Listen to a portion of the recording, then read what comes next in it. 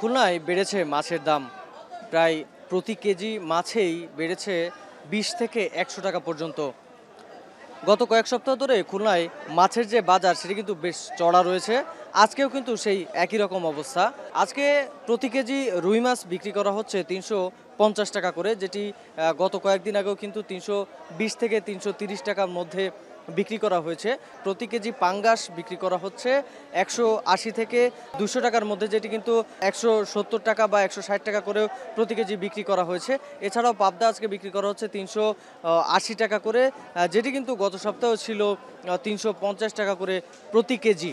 তবে ইলিশের সরবরাহ কিন্তু বাজারে অনেকটাই বেড়েছে এবং ইলিশের সরবরাহ বাড়ার কারণে কিন্তু ইলিশের দাম প্রায় কেজিতে ৩০০ থেকে ৪০০ টাকা পর্যন্ত কমে বিক্রি করা হচ্ছে বাজারে। এছাড়াও অন্যান্য যে মাছগুলো রয়েছে সেই মাছগুলোর দাম কিন্তু অনেকটাই বেশি, এখানকার ব্যবসায়ীরা সেটাই বলছেন। তবে গত ২৫ তারিখ পর্যন্ত সমুদ্রে মাছ ধরা বন্ধ থাকার কারণে কিন্তু মাছের সরবরাহ অনেকটাই কম ছিল। তবে মাছ ধরা আবারও শুরু হয়েছে সমুদ্রে। তবে সামুদ্রিক মাছের চাহিদা সেটি কিন্তু ওই মাছগুলো ঢোকার পরেই পূরণ হয়ে যাবে। যার ফলে সামুদ্রিক মাছ এবং চাষের যে মাছ সেটির সামঞ্জস্যতা পূরণ হলেই কিন্তু দাম অনেকটাই কমে আসবে বলে জানিয়েছেন এখানকার ব্যবসায়ীরা। তো এই ছিল আমার কাছে খুলনা থেকে মাছ বাজারের সর্বশেষ খবর।